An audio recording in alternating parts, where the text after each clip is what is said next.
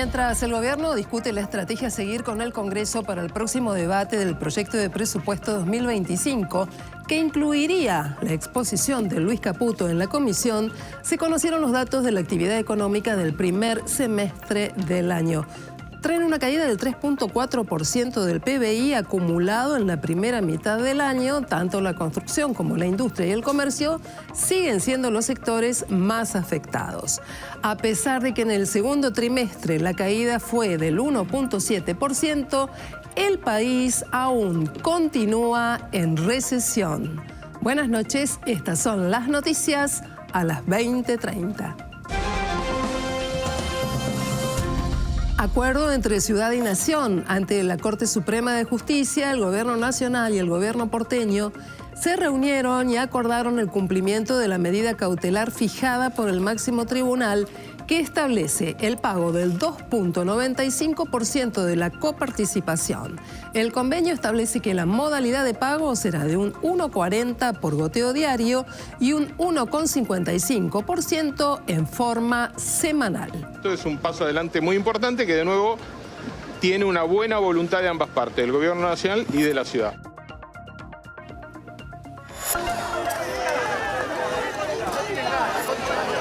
Después del veto a la reforma previsional y el asado en Olivos, jubilados marcharon frente al Congreso y una vez más hubo incidentes. La Policía Federal se enfrentó con los manifestantes cuando aplicó el protocolo antipiquetes para evitar que se corte el tránsito en la avenida Entre Ríos. Al menos 10 personas tuvieron que ser asistidas luego de recibir gas pimienta en la cara, entre ellas la diputada de izquierda Vanina Biasi. El viernes se espera una nueva concentración, pero esta vez en Plaza de Mayo. El PBI del país cayó 3,4% en el primer semestre del año, según informó hoy el INDEC. Sin embargo, en el segundo trimestre del año se notó una desaceleración de la caída, que fue de solo 1,7%. Además, la Reserva Federal de los Estados Unidos decidió hoy bajar la tasa de interés. ¿Cuánto? 50 puntos básicos. En instantes te contamos cómo afecta esta decisión a la economía del país.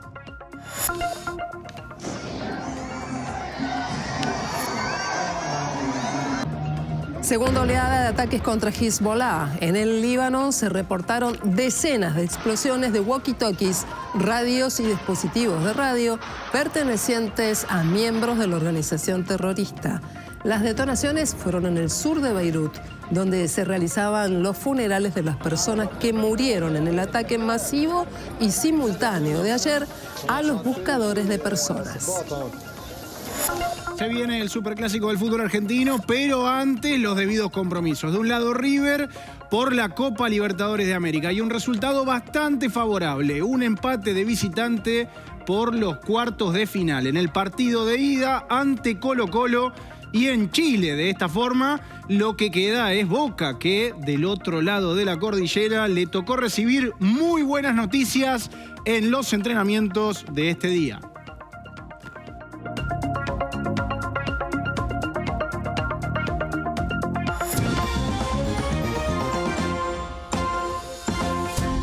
Finalmente, Nación y Ciudad llegaron a un acuerdo para el pago de los fondos de coparticipación.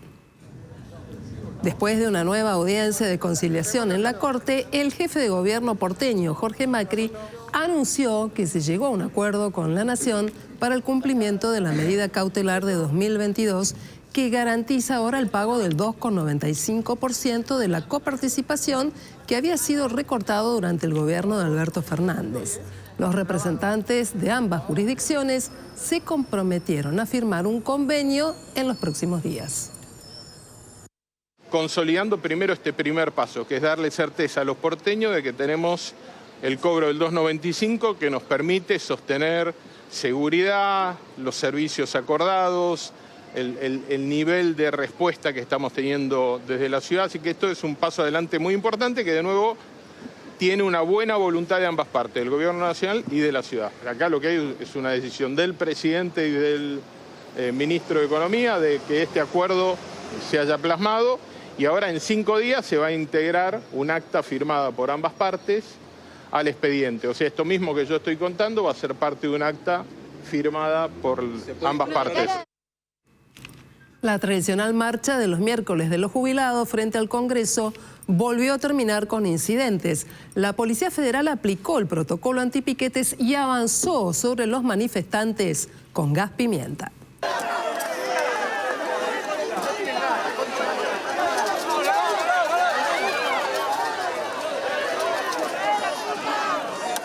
Una vez más, la Policía Federal se enfrentó a los jubilados y otros manifestantes que estaban dando la tradicional vuelta al Congreso. ¡Fuera! ¡Fuera! ¡Chuta! ¡Fuera! ¡Fuera! ¡Fuera! ¡Fuera! ¡Chuta! ¡Fuera! Las fuerzas de seguridad evitaron que los manifestantes corten totalmente la avenida Entre Ríos utilizando gas pimienta. Al menos 10 personas tuvieron que ser asistidas por socorristas. Nosotros estábamos haciendo la ronda tradicional de los jubilados alrededor del Congreso, con nuestros cánticos como corresponden, nuestros carteles, y fuimos intempestivamente atacados por la policía. A los golpes, con los escudos, los palos y con esos gases que son terribles, y ligué los gases de lleno. Triste, porque venimos a reclamar, porque tenemos un sueldo de mierda, mientras ellos ganan millones de pesos, mientras en el asado en Olivo y tiran gas a los viejos.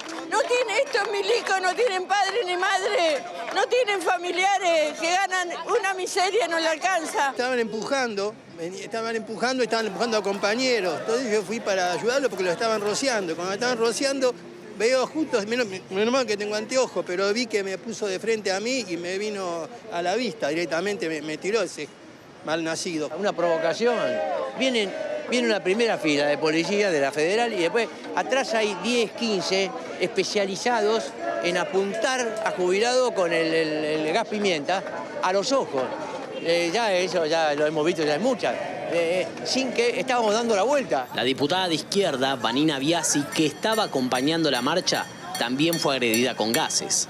Aparecieron de repente, tiraron a un señor mayor al piso, me agaché para ayudar a levantar al señor mayor y empezaron a empujar más y más y ahí de repente me vino el líquido, pero no vino rociado, como que se me hubieran echado... Como que viste la primera salida del líquido. Veo que no podés abrir los ojos, estás con dolor en la garganta también. Nunca, chicos, tengo 30 años de militancia, me han gaseado muchísimas veces. Nunca un gas me quemó como me está quemando este gas. Es impresionante lo que me está quemando. Después del veto a la reforma previsional y el asado que ofreció el presidente en Olivos, la zona de Congreso volvió a ser escenario de enfrentamientos. Los jubilados aseguran que van a continuar reclamando el próximo viernes con una marcha a Plaza de Mayo. Pese a los incidentes, entre carteles y banderas, los jubilados se mantienen estoicos en su reclamo por una mejora sustancial para sus ingresos.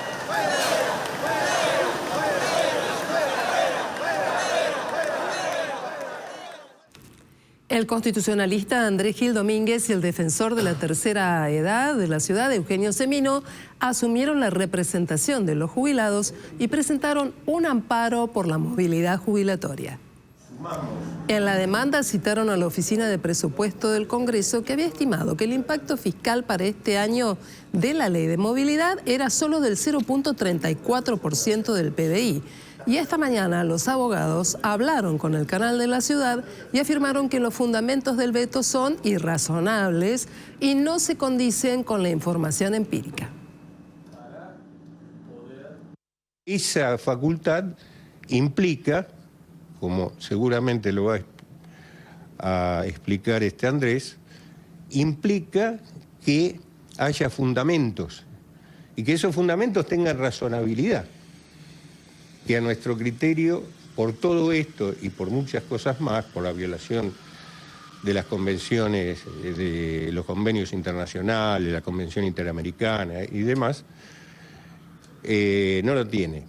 Y el veto con el cual el presidente Milei impide que esta ley se promulgue y entre en vigencia está muy lejos de poder justificar esta conducta regresiva.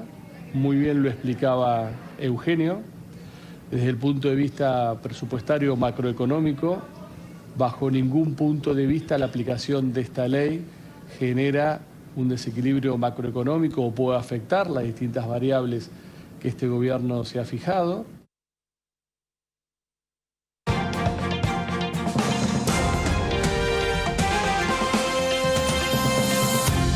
La economía argentina cerró un primer semestre en recesión, al menos esos son los datos que divulgó hoy el INDEC de forma oficial. La economía cayó en el segundo trimestre del año con respecto al trimestre anterior y con respecto a 2023, pero también cayó el semestre a nivel global. ¿Cuánto cayó los primeros 6 meses del año? 3,4% cayó el PBI con respecto al mismo semestre de 2023. Es una caída fuerte, pero el dato que tal vez arroja cierta luz al final del túnel es que la caída se desacelera en el segundo trimestre, es decir, entre abril y junio. Cae 1,7% con respecto al primer trimestre de este año y con respecto al segundo trimestre del año anterior. Esto que indica que la actividad económica se resintió en los primeros 6 meses del año y que hay algunos indicadores que ya empezarían a arrojar cierto piso de la actividad económica en algunos sectores más que en otros. ¿Cuáles son los sectores que más cayeron en la actividad económica? Te lo venimos contando aquí en Noticias a las 20:30. Construcción, industria son los sectores más golpeados y son los sectores que más personas emplean, con lo cual es un dato en rojo muy preocupante. La construcción cayó en el segundo trimestre de este año 22,2%. La industria manufacturera 17,4%. De hecho, la Unión Industrial Argentina le transmitió esto al gobierno en varias reuniones y le pidieron una ley PYME para intentar fortalecer estas industrias. Y el comercio cayó 15,7%. Son datos preocupantes de la actividad económica y el gobierno espera revertirlos en el segundo semestre de este año, pero fundamentalmente el año que viene. Tal es así que el presupuesto del año que viene indica que habría un rebote de la actividad del 5%.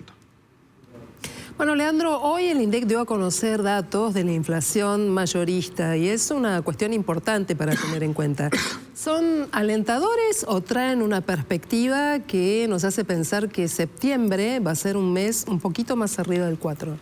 Son alentadores porque la inflación mayorista de agosto da lo que quiere que el gobierno dé la inflación. Bien. ¿Por qué estoy diciendo esto? Porque se acerca al 2%. El 2% es el nivel de devaluación del tipo de cambio oficial, del dólar oficial, y eso es lo que quiere que el gobierno dé la inflación, que converjan inflación y dólar. ¿Cuánto dio la inflación mayorista en agosto? 2,1%. Esto implica una inflación interanual de 218,4% y un acumulado en lo que va del año de 58,4%. Hay que decir algo, esta inflación mayorista tiene una mayor ponderación en servicios.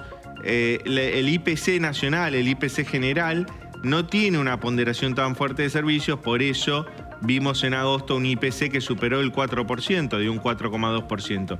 ¿Qué espera el gobierno en septiembre? El gobierno espera un punto medio entre la inflación mayorista y la minorista, es decir, que la inflación dé un 3 delante, un 3,5, 3,6%. ¿Por qué? Porque dicen que la baja del impuesto país va a ayudar a que la inflación baje de esa barrera que todavía no pudo perforar. Es el 4%. El gobierno necesita que la inflación se acerque al 2%. Si es un 3%, un 3,5%, en el Ministerio de Economía lo van a festejar.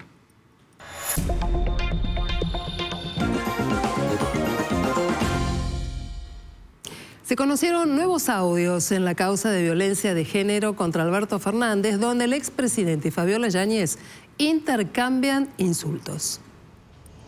La ex primera dama presentó a la justicia audios en los que Alberto Fernández la insulta en medio de una discusión que tuvo lugar en la Quinta de Olivos. Y se trata de una conversación en el chalet principal, en el cuarto presidencial, donde Yáñez dijo haberse ido a vivir luego de reiterados episodios de violencia. Pero no me fui a acostar con ninguno. Ay, lo que hay que ver es la producción de Sandra. Que Sandra, la concha de tu madre, debe ser una mierda de serie y cuando quiera ver una película argentina no se puede ver porque son todas una mierda. Pero esa como la hace tu amiga, anda la puta que te parió, vos y toda tu familia, boluda. Siempre hiciste eso. Me alejaste de todas las personas que para vos eran una amenaza. Así quédate con ella, boluda. ¿Qué amenaza? No todas las personas que para vos eran una amenaza. Quédate con ella, boluda. Quédate con ella y déjame en paz. ¿Por qué me tengo que quedar con ella? Yo simplemente hice... ¿Qué comentario hice tan mal? Te lo tomás. Por otra parte, el fiscal Ramiro González citó para mañana, jueves, a Miriam Yáñez Verdugo, que es la madre de la ex primera dama, en este caso para prestar declaración testimonial en los tribunales de Comodoro Pi.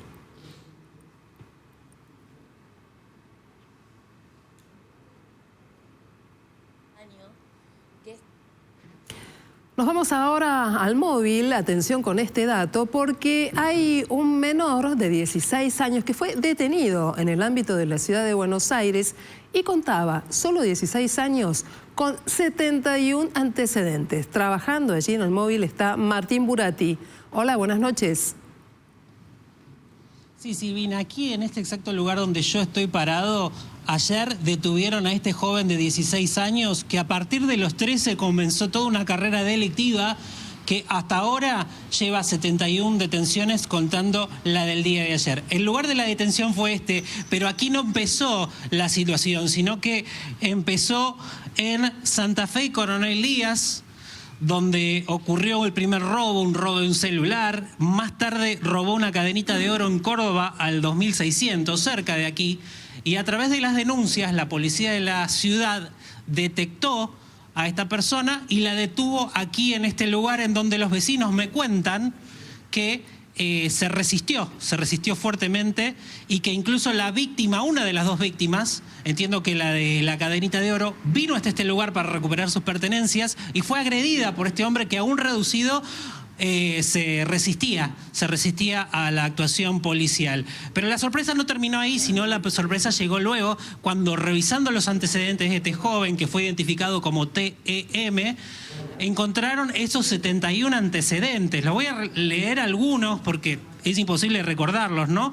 Pero antecedentes por robo, por arrebatos, por amenazas, por hurto, robo en banda, tenencia de drogas, resistencia a la autoridad y podríamos seguir contando, Silvina. De hecho, también nos informan que tuvo 18 entradas en el Incahuasti, que es un instituto en donde los menores de edad, los jóvenes, van a residir cuando están a disposición de la justicia. A partir de este hecho se generó una alerta en el gobierno de la ciudad. Habló Waldo Wolf hoy temprano, dijo esto no puede seguir así, porque claro, se preguntan cuántas veces la policía de la ciudad tiene que detener a este joven para que deje de robar.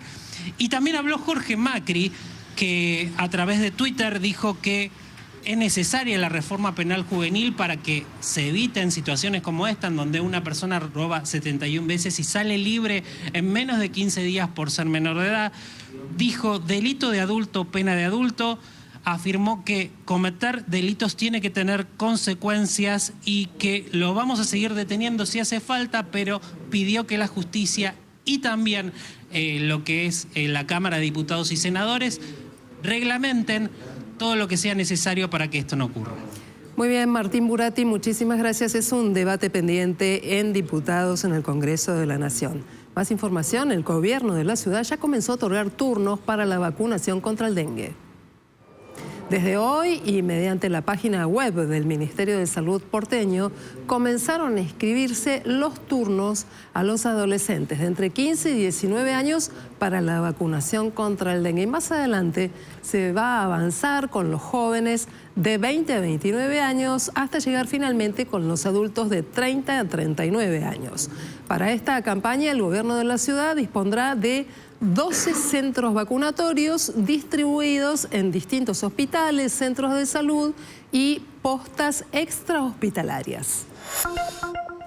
ATE se sumó al conflicto de los aeronáuticos y anunció un paro para mañana en todos los aeropuertos del país. La medida de fuerza alcanza al personal de ANAC y es en reclamo de mejores condiciones salariales y en rechazo a los últimos despidos. La protesta se va a dividir en dos turnos. La primera irá de 6 a 12 y la segunda entre las 17 y las 22.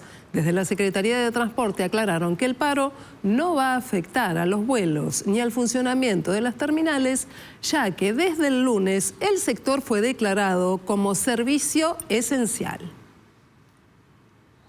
Y al paro de ATE, anunciado para mañana, se van a sumar las asambleas del resto de gremios aeronáuticos, donde mañana podrían decidir un nuevo plan de lucha, pero más amplio del que ya realizaron. En vivo desde Aeroparque está trabajando en otro de nuestros móviles, Cristian Doldán. Hola Silvina, efectivamente mañana se esperan nuevas asambleas aquí en Aeroparque, por parte de los gremios aeronáuticos que van a estar...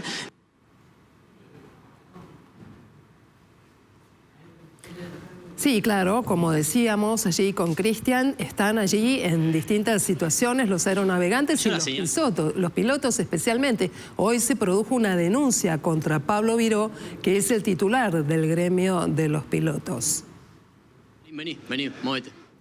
Allí volvemos con Cristian, Aeroparque. ¿Te escuchamos, Cristian?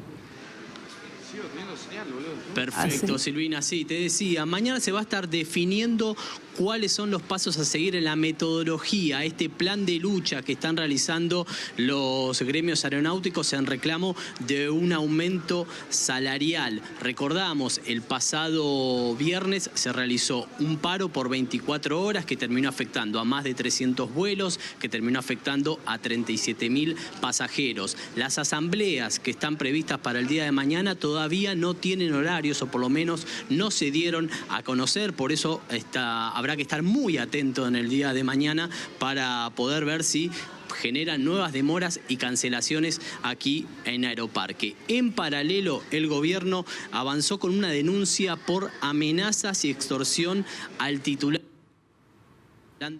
Pablo Viró, que después de la huelga del pasado viernes había señalado con una advertencia, en una frase que había dicho: esto se va a poner peor. A raíz de esta frase es que el Ministerio de Seguridad de la Nación lo denunció y busca accionar penalmente sobre él. La cartera que conduce Patricia Bullrich considera que esta frase, esta advertencia de Viró excede el derecho a huelga y es por eso que podría calificarse o podría configurar el delito de amenaza extorsiva. Hay que tener en cuenta que esta frase cobra mayor relevancia.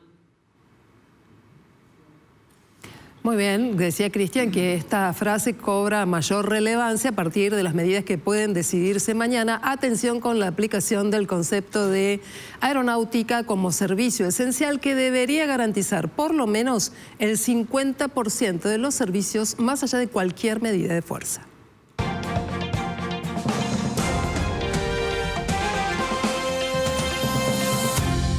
River empató por la Copa Libertadores de América en su partido de ida en Chile ante Colo-Colo. Rápido se jugó, pero también con muchos raspones, bastantes golpes, un montón de faltas y un encuentro trabado que, por suerte para el millonario, pudo destrabar Germán Petzela a los 43 minutos de juego. Muy poquito antes de que tanto el millonario como el cacique se dirijan a la zona de los vestuarios, sucedió este gol que le dio la victoria. Este tanto primero fue convalidado, después fue anulado y más tarde convalidado nuevamente. La jugada que podría haberle dado la diferencia final, finalmente terminó en nada.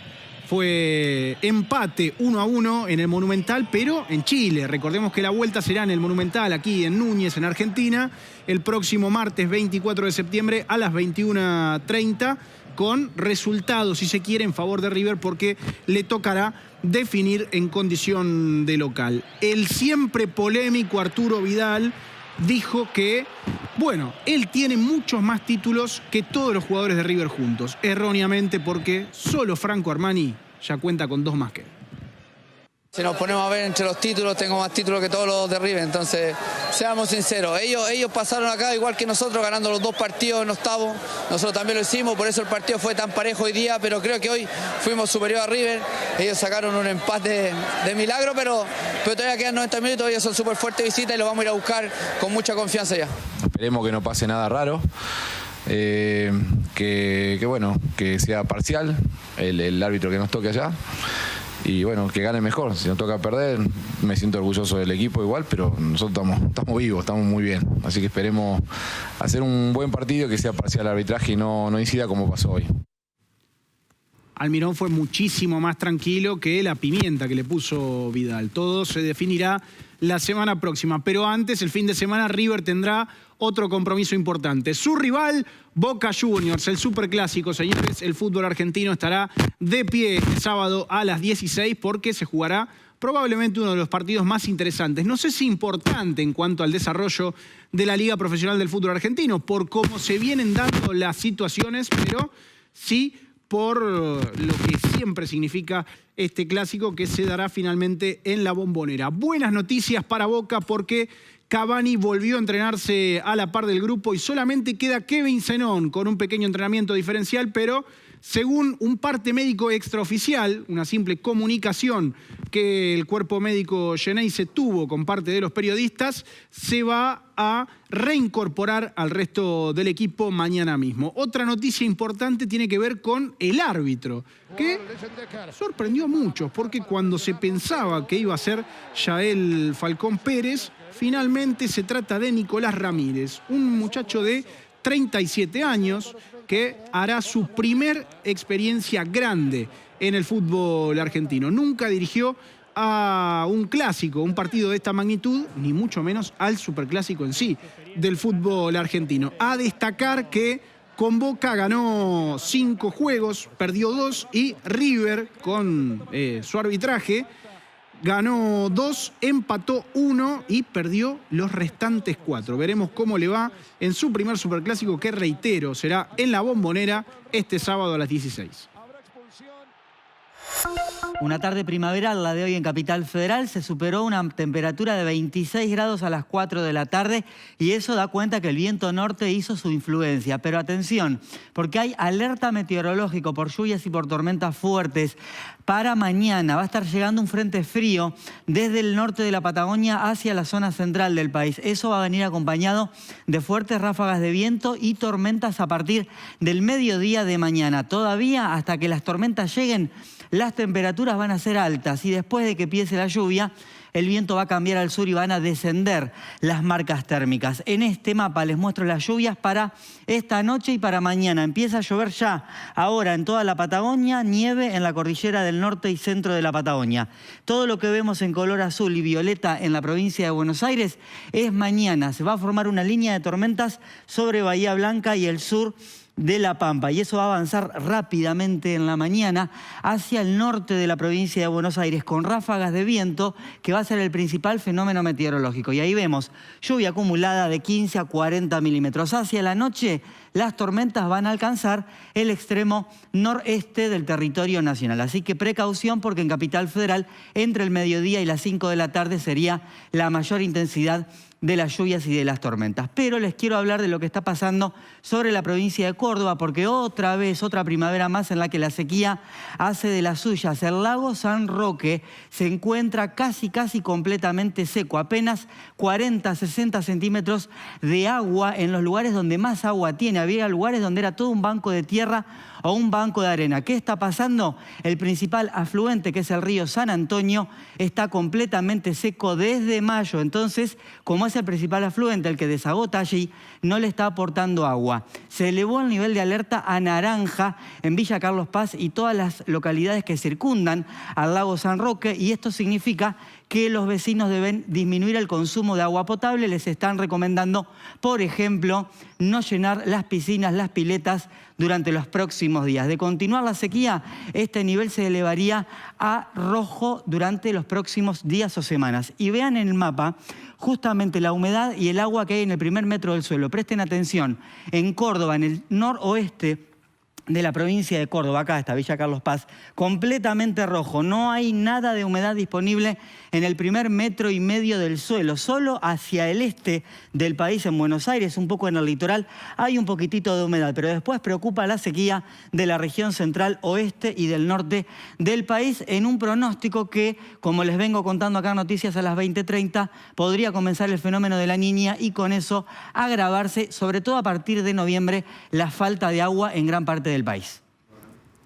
Es el dinero y el presupuesto, ¿eh? Este es el gran tema que viene por delante. Hoy una importante reunión en la Casa de Gobierno para empezar a definir la estrategia del debate. Cuando volvamos de la pausa, te vamos a contar qué va a pasar con este tema que de alguna manera define qué espera el gobierno del país en 2025. Como siempre lo hacemos aquí en Noticias a las 20:30. Seguinos.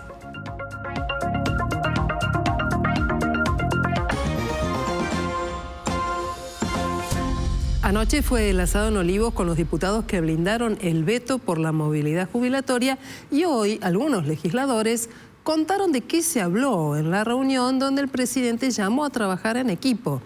Y se habló al principio del presupuesto 2025 y del posible veto a la ley de financiamiento universitario. Pero también la reunión no hizo otra cosa más que agravar la interna en la Unión Cívica Radical. El asado de Olivos, luego del veto a la movilidad jubilatoria, dejó muchas repercusiones. Los asistentes contaron que el único orador fue Javier Milei y que les pidió a todos seguir trabajando en equipo. Nos agradeció a los que estábamos presentes, así que fue muy cálido, tanto nos saludó uno por uno a la entrada y uno por uno a la salida, así que no, fue todo muy cordial. Bueno, él lo definió como de hacer un scrum entre los tres partidos, el MID, el PRO, la Libertad Avanza. Ya lo había manifestado en varias reuniones que tuvimos en Casa Rosada, de hacer un equipo compacto para juntar un tercio o un poco más y en todo caso avanzar políticamente, a tener un espacio más compacto, legislativo y más fuerte para hacer frente a iniciativas de la oposición que quieran voltear alguna del gobierno. Es más, ese tercio también sirve para otras cosas, como para bloquear un juicio político. El presupuesto fue tema, aunque afirman que el presidente no se extendió ni hizo pedidos especiales. Sí insistió en la necesidad de que lo que se negocie deberá respetar el equilibrio fiscal. Junto a los bloques aliados y establecer algo que para nosotros es muy importante, que es el déficit cero. Y es algo que obviamente vamos a trabajar en el presupuesto. Nos parece sumamente importante porque el populismo lo que le intenta hacer creer a la gente es que te doy más, emito más y después la plata que vos tenés, aunque es más, te sirve para menos. Lo que sí estamos seguros es que no vamos a gastar más plata de la que hay. A Damián Arabia del PRO le recriminaron por haber asistido al asado y también por haber llevado una ensalada de papa y huevo. Gracias, presidente. Sí, con la nuestra. Yo creo que no están acostumbrados, ¿no?, a que uno haga las cosas con la suya. Es decir, algo tan simple y tan sencillo como llevar una ensalada que uno hace a un encuentro, y eso para el kirchnerismo es atípico, porque no lo entienden. Se especulaba que en el asado se buscaría blindar el veto a otro tema sensible, el presupuesto universitario. Sin embargo, por ahora los bloques más cercanos al oficialismo tienen observaciones.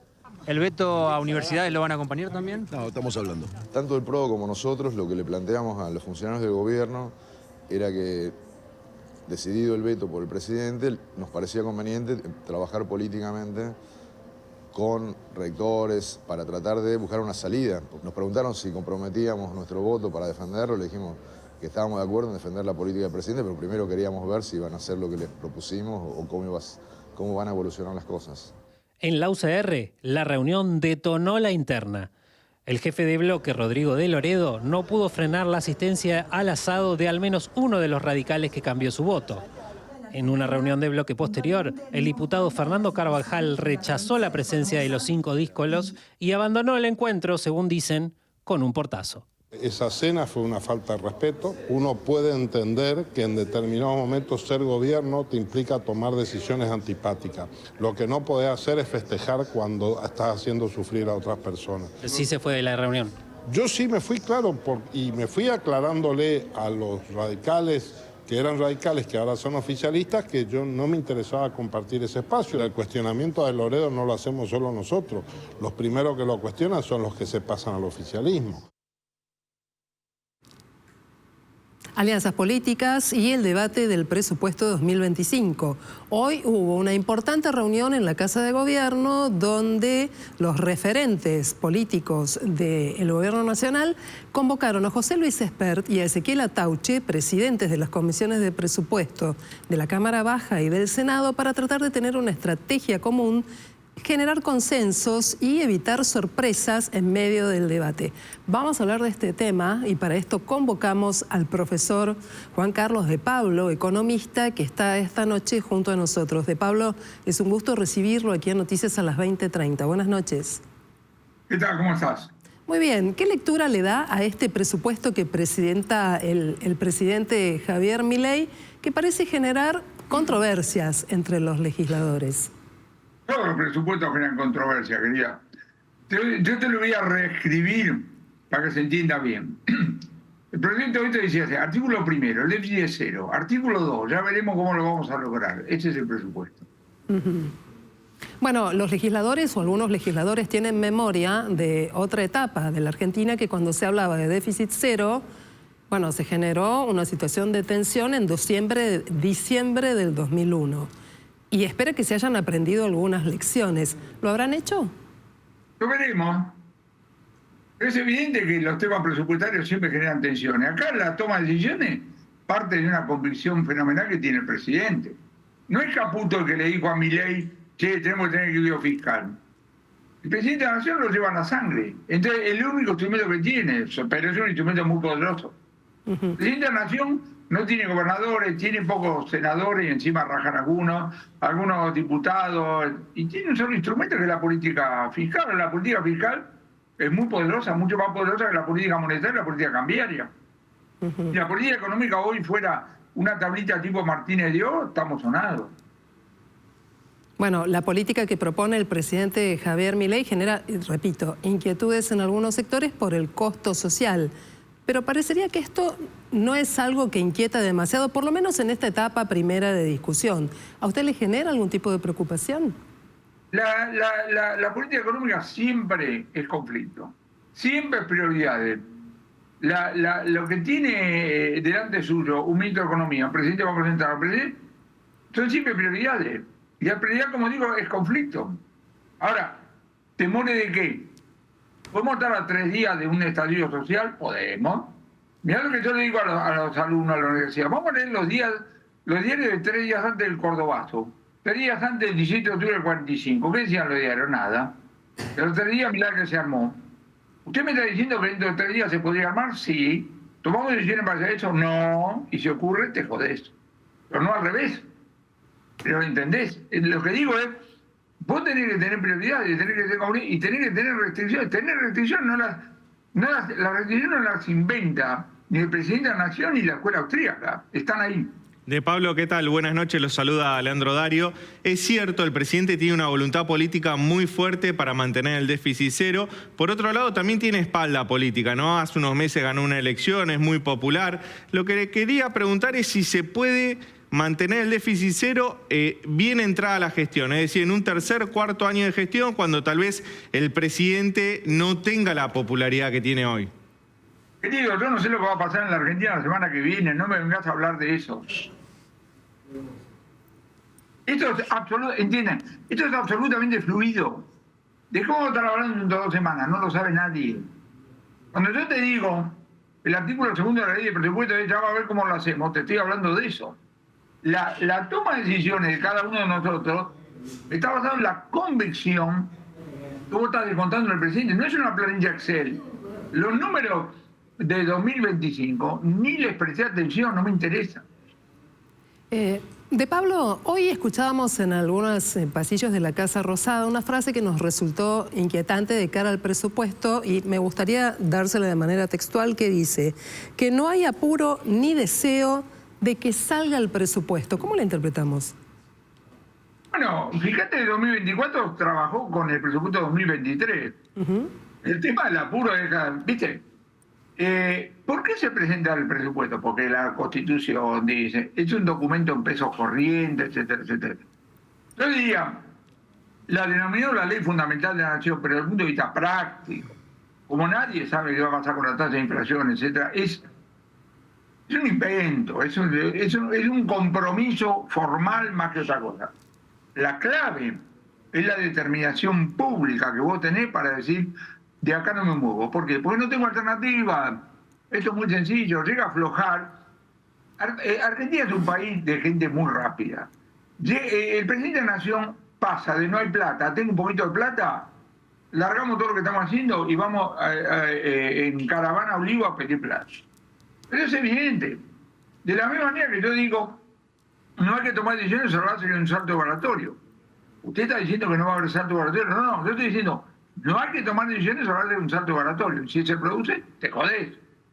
Pero tomar la decisión sobre la base de que viene un salto oratorio y no viene, también es complicado.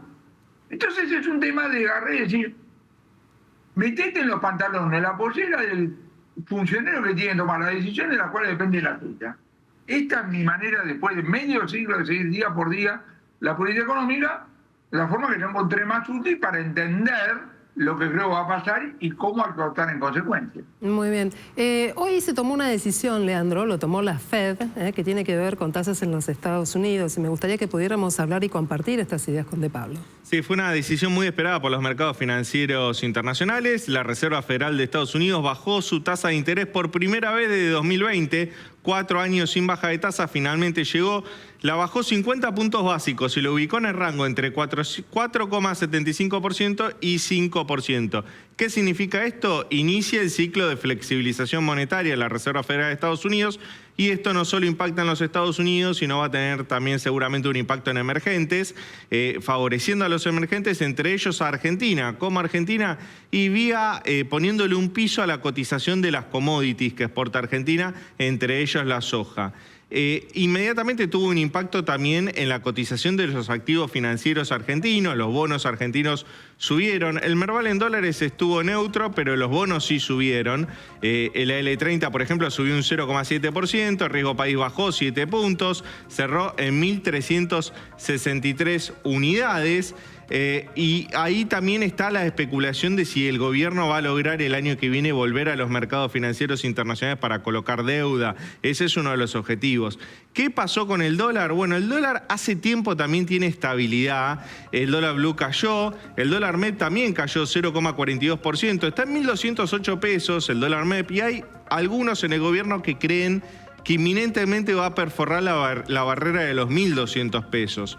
¿Por qué? Porque hay muchas personas vendiendo dólar MEP para pagar bienes personales. El contado con liquidación se mantuvo estable en 1.241 pesos en la punta vendedora. Lo que le quería preguntar a De Pablo es si él ve alguna chance de que Argentina, haciendo bien las cosas, manteniendo este déficit cero, logre el año que viene colocar deuda en los mercados internacionales. Bueno, varias cosas en lo que dijiste. Primero, como bien dijiste, la decisión del FED nos sorprendió.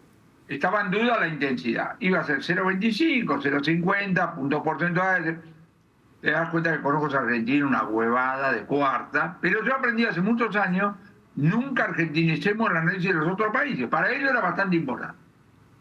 Tal como era de esperar, y a pesar de que, como digo, no sorprendió desde el punto de vista de la dirección, quizá con la intensidad, tuviste la respuesta que vos estás diciendo. Ahora, no hagamos una teoría del impacto inicial o de lo que cree que sigue. Me volvés a preguntar el impacto del año que viene, y yo te vuelvo a repetir, todavía no veo la semana que viene. Estamos en un mundo volátil. Y cuando digo el mundo, déjame decir lo siguiente. A mí me llama mucho la atención. Tenemos 2 guerras abiertas. La invasión rusa a Ucrania lleva más de 2 años y medio. El tema Hamas-Israel lleva 1 año. En ninguno de los 2 lugares vos ves que esto tenga eso que se llama la luz al final del túnel. A la luz de esto, entre comillas, sorprendente lo bien que anda la economía mundial. Fíjate vos que el Fondo Monetario, probablemente la semana que viene, va a actualizar los pronósticos macroeconómicos de los países miembros. ¿Qué dijo hace 90 días? El PBI del mundo va a crecer 3,2%, el año que viene 3,3%. ¿Qué va a decir ahora? Y lo mismo. Mercados como el oro, el petróleo, mercados sensibles, no parecen estar por las nubes ni cosas por el estilo. Nada más registro esto. Por supuesto que tenemos que estar siempre atentos a los mercados internacionales, porque cualquiera se da cuenta que el mundo no depende de Argentina, pero Argentina en parte depende del mundo. Uno tiene que estar, digamos así, atento. Pero como digo, de la volatilidad de corto plazo no nos hago ninguna teoría. Y en un mundo volátil con vida líquida, ¿se pueden esperar inversiones?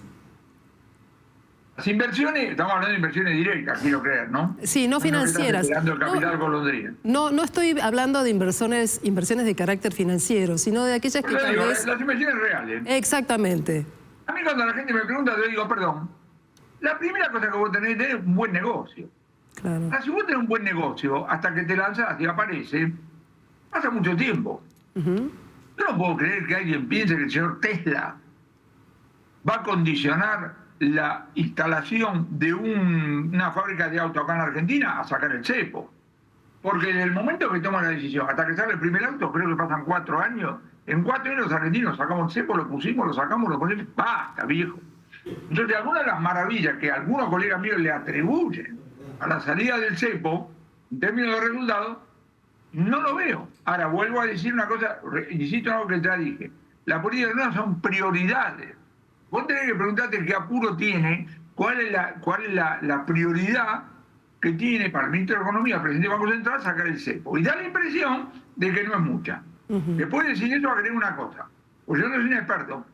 Los expertos dicen que el cepo no es una medida, son no sé cuántas disposiciones, de las cuales algunos la van sacando, y capaz que un día dicen, sí, antes sacamos la última. De Pablo, hoy conocimos que la actividad económica cayó en el segundo trimestre de este año y en el primer semestre. Le quería preguntar cuáles son los motores que usted ve para una reactivación de la actividad económica. Primera cosa muy importante es la fecha. Segundo trimestre. Segundo trimestre contra primero dio 1,7 abajo. El primer semestre, no me acuerdo. Entonces, todo esto es prehistoria. Prehistoria. Ahora, a los futuros historiadores les tenemos que decir, mirá las cosas que dijimos, la crisis más grande de la literatura, 1,7. Claro que no es para felicitarnos, pero es menos 1,7, no menos 10 ni cosa por el estilo.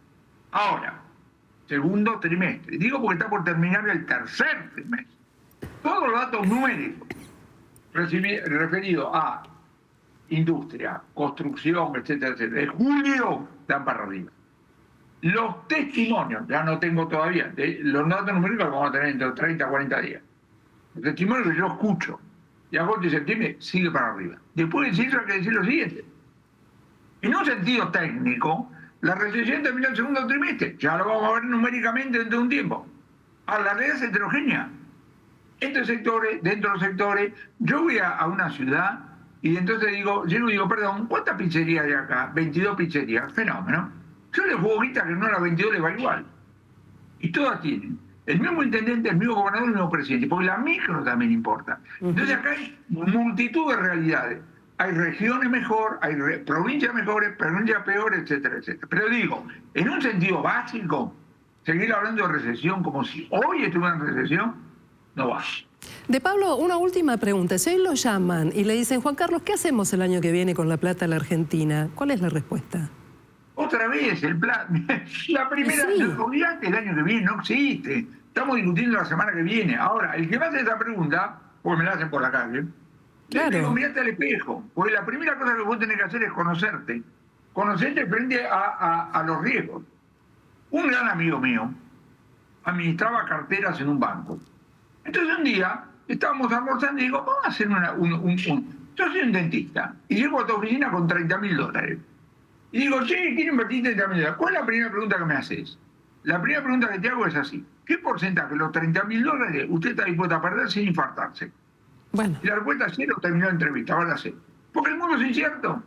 Entonces cada uno tiene que saber cómo se siente frente al riesgo, para qué quiere la plata. Y básicamente, no creerse que es un genio, cosa por el estilo. Moraleja, ¿tiene duda? Hablé con un profesional, hay gente que administra cartera. Lo que no tiene que hacer es comprar buzones. Y alguien te dice, querida, yo te garantizo 2% mensual del dólar, rajá. Ni lo salude, porque ese tipo te va a joder. Juan Carlos de Pablo, economista, profesor, muchísimas gracias por estar junto a nosotros en Noticias a las 20:30. Que les vaya muy bien. Igual a usted, gracias.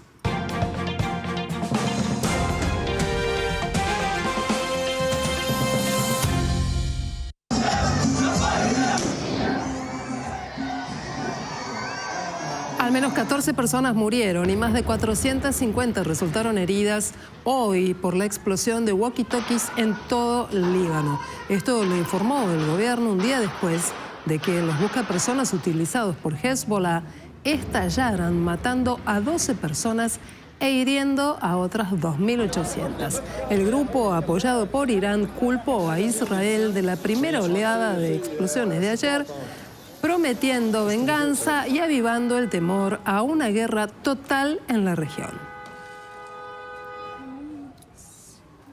El Líbano sigue sumido en la confusión y la ira tras los ataques con buscapersonas de ayer, que parecían ser un complejo ataque israelí dirigido contra miembros de Hezbollah. Al menos 12 personas murieron, entre ellas 2 niños, y unas 2.800 resultaron heridas cuando cientos de localizadores usados por miembros de Hezbollah empezaron a detonar en varias partes del Líbano y en Siria. Los expertos creen que se introdujo material explosivo en los localizadores antes de su entrega.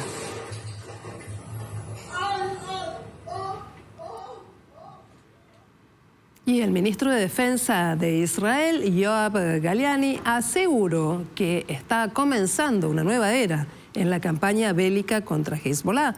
Lo sucedido ayer y hoy en el Líbano es claramente una nueva estrategia en contraterrorismo o la guerra informática. Vamos a hablar de esto con Marcelo Torok, que es perito informático forense y especialista en cibercrimen y ciberseguridad. Hola Marcelo, buenas noches. Gracias por estar junto a nosotros. Hola, ¿qué tal? Muy buenas noches. ¿Qué primera lectura deja este tipo de acción que no conocíamos hasta aquí, que ha generado esta detonación en los sistemas de comunicación? Bueno, esto es un trabajo organizado con mucha precisión y con mucho tiempo. Para poder lograr generar algo así masivo, hay un trabajo de inteligencia muy importante que primero empieza en generar la motivación de la necesidad de usar determinado tipo de productos. Por ejemplo, los pagers son elementos, o localizadores, son elementos que no son precisamente de lo más difundidos. Estamos acostumbrados a todo el tema de lo que es la telefonía celular, ¿no es cierto?, que es mucho más versátil. Pero bueno, evidentemente, por un lado, alguien generó primero la conveniencia de reemplazar lo que era telefonía celular por localizadores, por pagers y por walkie-talkies, o sea, por handys, por equipos de radio.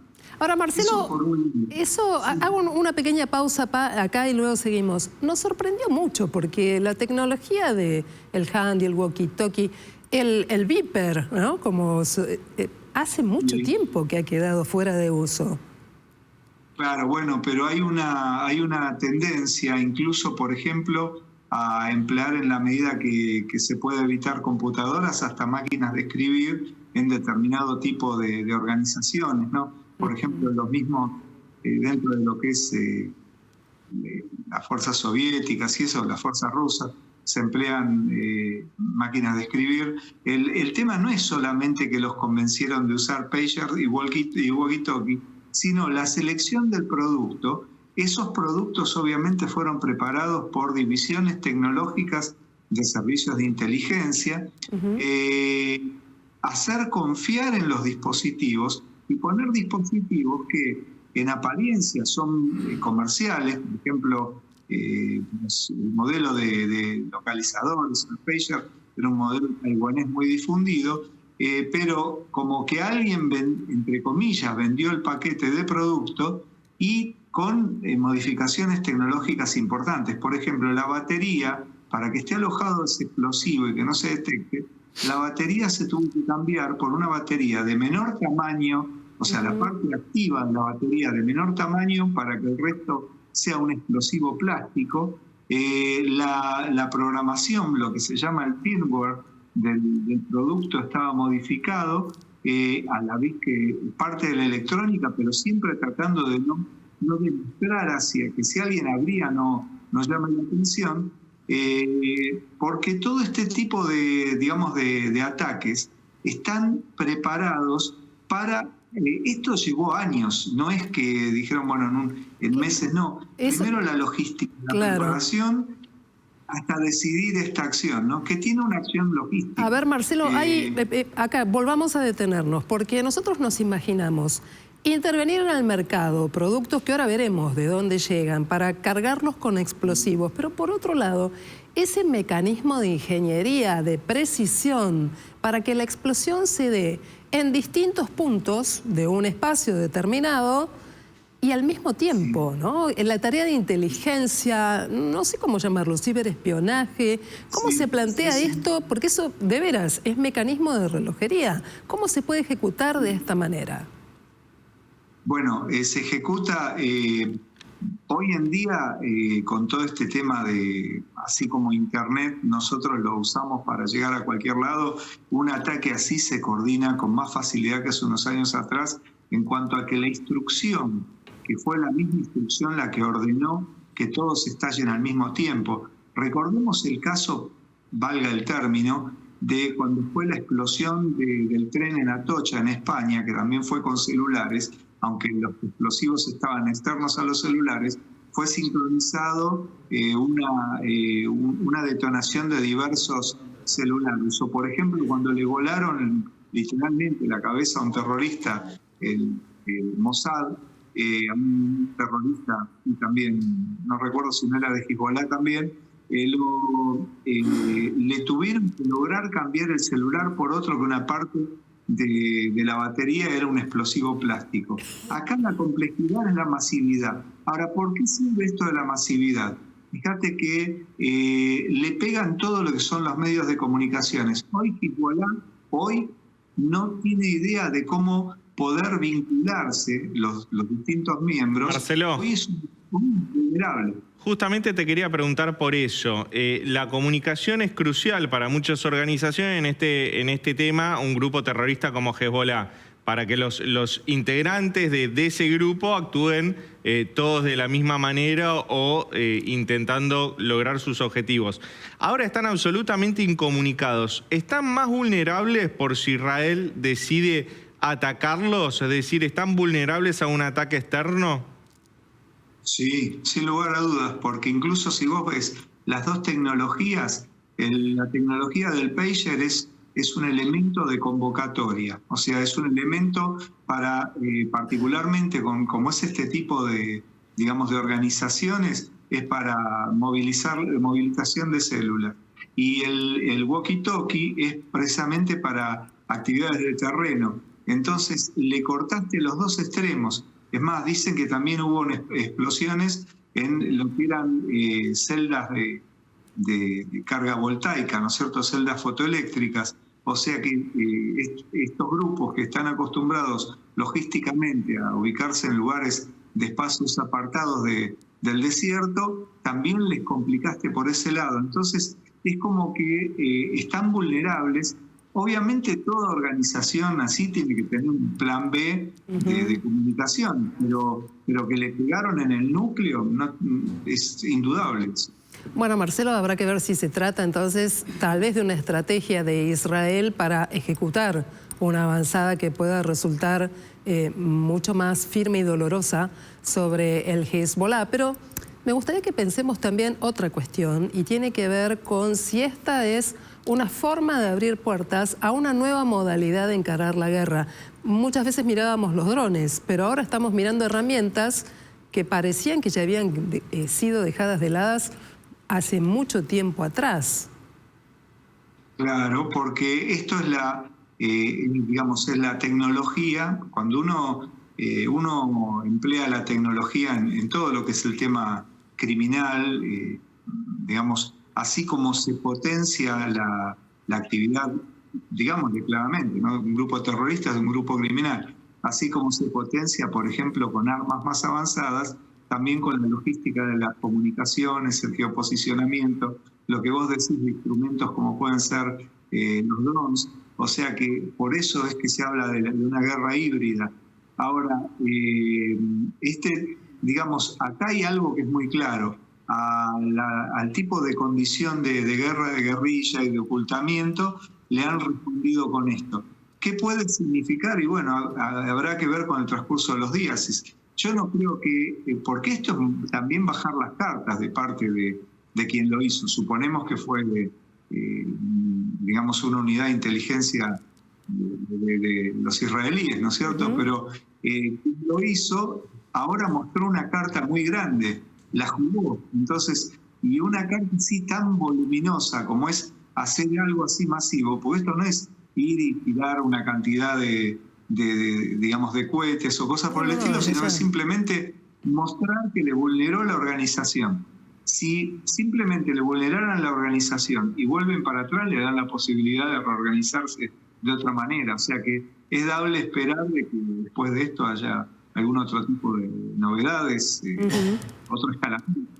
Muy bien, Marcelo Toro, te agradecemos mucho esta conversación. Es perito que trabaja con las cuestiones informáticas, es perito forense desde ya, especialista en cuestiones que tienen que ver con criminalística y este atentado en particular sobre Hezbollah y lo que puede repercutir en el plano de la política internacional en este conflicto siempre tan sensible.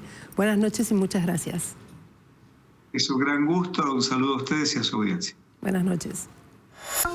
Y Portugal sufre una ola de incendios que comenzó el fin de semana y que obligó ahora a decretar el estado de alerta en varias regiones de ese país del viejo continente. Las llamas quemaron en 3 días la misma cantidad de superficie que se había incendiado en los 3 meses previos. Hay 65 incendios activos en estos momentos, con mayor incidencia en regiones del norte y del centro del país, que provocaron también más de medio centenar de heridos. Debido a esta situación, el primer ministro, Luis Montenegro, canceló su agenda hasta el viernes y convocó para esta jornada un Consejo de Ministros extraordinario para analizar la situación que vive el país debido al calor, a la sequía y a los focos de incendio. Bueno, la reunión será encabezada también por el presidente Marcelo Rebelo de Sousa. Yo esta semana les conté, a principios de esta semana, que el Europa Central estaba registrando condiciones de lluvias extremas e inundaciones. El patrón completamente opuesto está viviendo el occidente de Europa.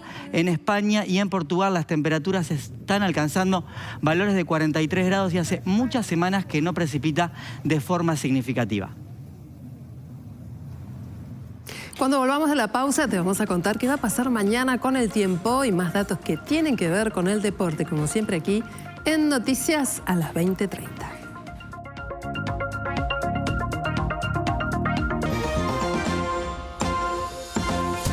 Juan Cruz, vamos a hablar de Colapinto y de su próxima carrera. Es Singapur. ¿Qué es lo que viene? 2 fechas seguidas, un fin de semana tras otro. Fue recibido casi como un ídolo en Singapur porque, claro, es la nueva sensación. Es un joven, es atractivo físicamente y también el tipo te da alguna que otra declaración que te prende fuego en las redes sociales. Por eso de Singapur no quedó exento y lo recibieron justamente, como dije recién, como un ídolo al hombre que conduce uno de los 2 monoplazas de la escudería Williams. Recordemos que el jueves va a tener el reconocimiento de pista y la primera práctica cerrada, viernes de práctica abierta, sábado de clasificación y el domingo la carrera, el Gran Premio de Singapur propiamente dicho.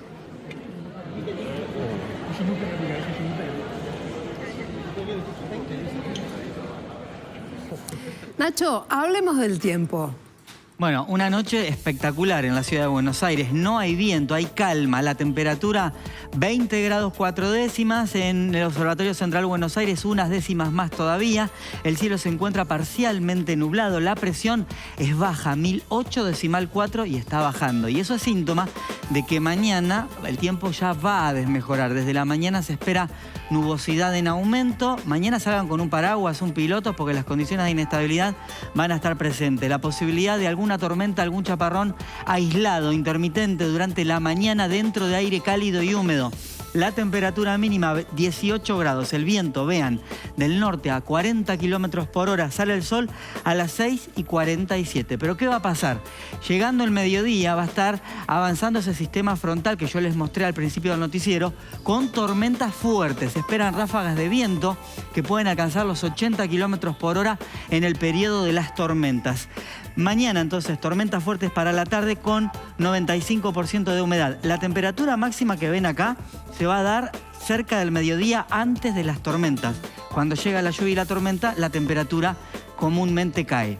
Y hacia la noche se espera algún chaparrón aislado. Ya lo principal debería estar sobre Uruguay y el sur del litoral, pero inestabilidad hacia la noche con algún chaparrón. 17 grados la temperatura y el viento moderado del sector sur. La humedad todavía se va a mantener elevada, así que recuerden que estamos bajo aviso de alerta por las ráfagas de viento y puede haber fuertes chaparrones entre el mediodía y la media tarde. Ahí se va a concentrar el periodo de mayor inestabilidad. Ahora, Nacho, afecta solamente el día jueves, el viernes no. Pasa muy rápido, el viernes viene con buenas condiciones de tiempo, pero el fin de semana, paraguas a mano. Bueno, gracias. Mañana Nacho. te cuento más detalles. Sí, por favor. Mañana entonces nos dirá más. Hoy hasta aquí te contamos todo lo que pasó en tu ciudad y en el país y en el mundo. Mañana volvamos a hacer juntos estas noticias a las 20:30. Que tengas un muy buen descanso. Hasta mañana.